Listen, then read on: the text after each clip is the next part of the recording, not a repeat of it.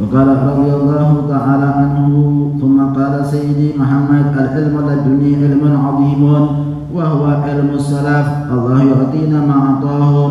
قال الحبيب عبد الله الحداد الآية واحدة يظهر لي فيها 70 علما. قال سيدي انظر إلى كلامه 70 علما من آية واحدة. والحبيب عمر المهضر يقول لو شئت أن أفسر قوله تعالى ما ننسخ من آية أو ننسها لأوقرت ب100,000 جمل وقلنا نرويه عند 1000 جمل ثم رأينا في سلسلة الأجلوسية إنه يقول 100,000 جمل. انظروا إلى وسع علمهم وما فتح الله عليهم ومع ذلك لا يرون لأنفسهم مقاما.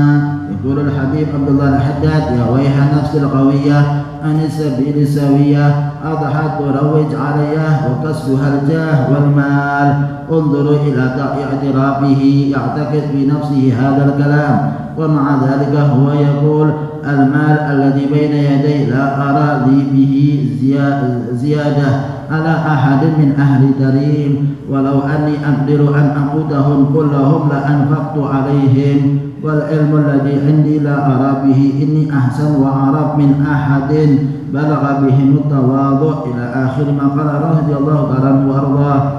Disebutkan oleh beliau Al-Habib Muhammad bin Hadi As-Segaf dalam ucapannya, beliau mengingatkan bahwa ada itu yang namanya ilmu laduni sebagaimana disebutkan di dalam ayat Al-Quran berkaitan dengan Nabi Allah Khidir alaihi salam diberikannya wa 'allamnahu min ladunna ilma, dan kami berikan ilmu kepadanya dari sisi kami, diberi ilmu oleh Allah Subhanahu wa taala. Nah, ilmu semacam ini adalah ilmu yang tanpa usaha.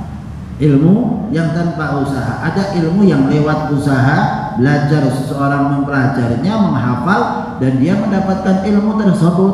Tetapi sesungguhnya ada ilmu yang diberikan oleh Allah Subhanahu wa taala. Kapan seseorang itu mendapatkan ilmu tersebut? Apabila dia menjalankan perintah Allah sebagaimana disebutkan dalam ayat Al-Qur'an, wattaqullaha wa yu'allimukumullah. Bertakwalah kalian kepada Allah Subhanahu wa taala, niscaya kalian akan diberikan ilmu oleh Allah Subhanahu wa taala. Diberinya ilmu oleh Allah pemberian atas dasar apa? Atas dasar takwa kepada Allah Subhanahu wa taala, akan diberi ilmu oleh Allah. Nah, seseorang sebagaimana disebutkan, man amila bima alim warathahu Allahul ilma ma lam ya'lam.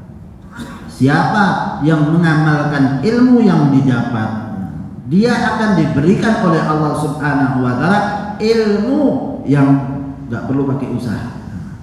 Ilmu yang tadinya dia enggak tahu.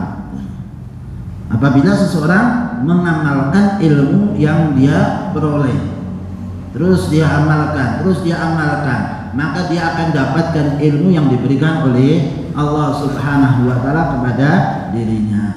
Orang-orang yang semacam ini dapatkan ilmu tersebut seperti Al-Habib Abdullah bin Abdul Haddad dalam ungkapannya beliau mengatakan, kalau saya mau kemudian tafsirkan, saya dapatkan ilmu 70 macam ilmu dari satu ayat. Dari satu ayat dapatkan 70 macam ilmu yang diberikan oleh Allah Subhanahu wa taala.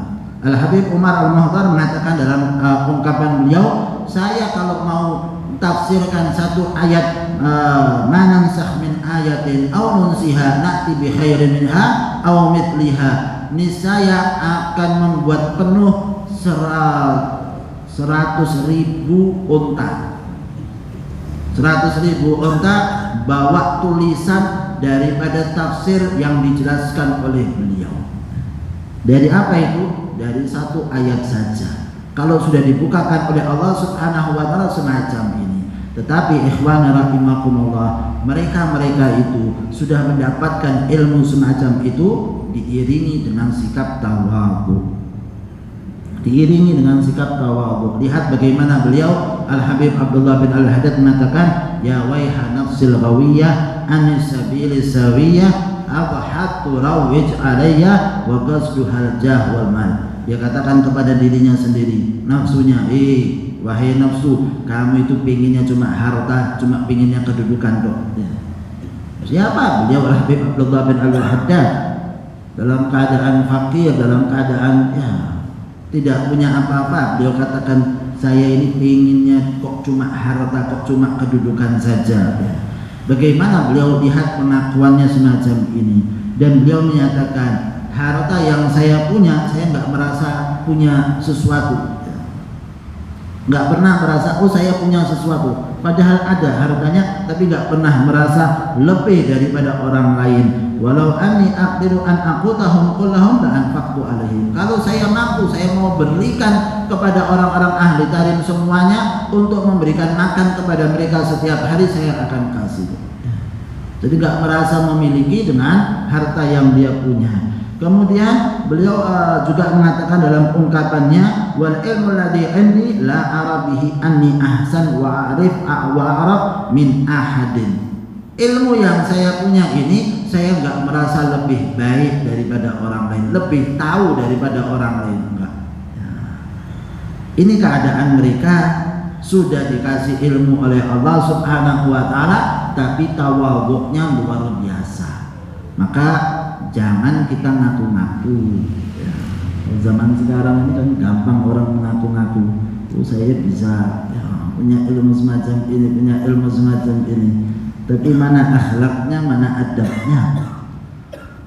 Jangan sekedar hanya bicara saja. Mereka bicara tapi kemudian diiringi dengan adab dan akhlak terhadap orang-orang di sekitarnya, dan bahkan mereka tidak merasa dirinya lebih baik daripada orang lain sedikit pun.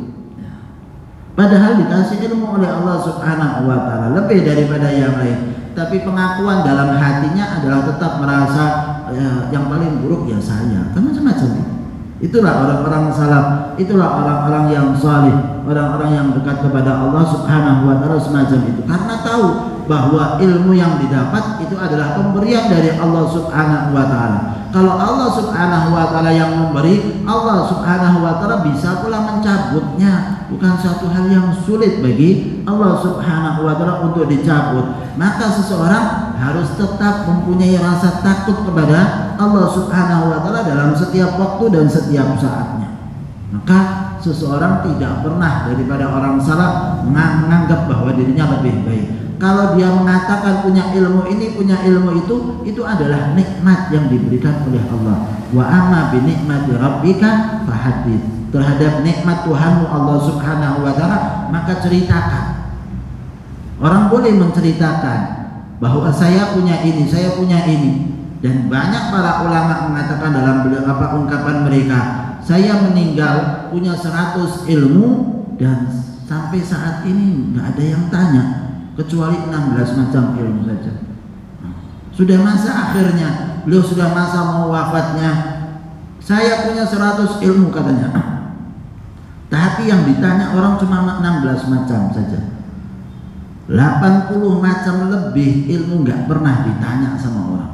Sehingga orang sebagaimana disebutkan dalam hadis Rasul Shallallahu Alaihi Wasallam bahwa ilmu itu dicabut. Dicabutnya dengan apa? Dicabutnya itu dengan matinya para ulama. Dengan matinya para ulama maka hilang. Sehingga ilmunya pun akhirnya berkurang di masyarakat. Yang diketahui cuma yang dasar-dasar saja. Hingga nanti kata Rasul Sallallahu Alaihi Wasallam, seseorang kemudian akan mempertanyakan tentang masalah ilmu warisnya, dia nggak tahu siapa yang cari ulama yang tentang tahu ilmu waris nggak ada. Karena ilmu waris adalah ilmu yang pertama kali dicabut oleh Allah Subhanahu Wa Taala, dan yang terakhir kali dicabut adalah ilmu permasalahan sholat. Semoga Allah Subhanahu Wa Taala berikan kepada kita ilmu yang bermanfaat kepada kita. Amin amin ya rabbal alamin.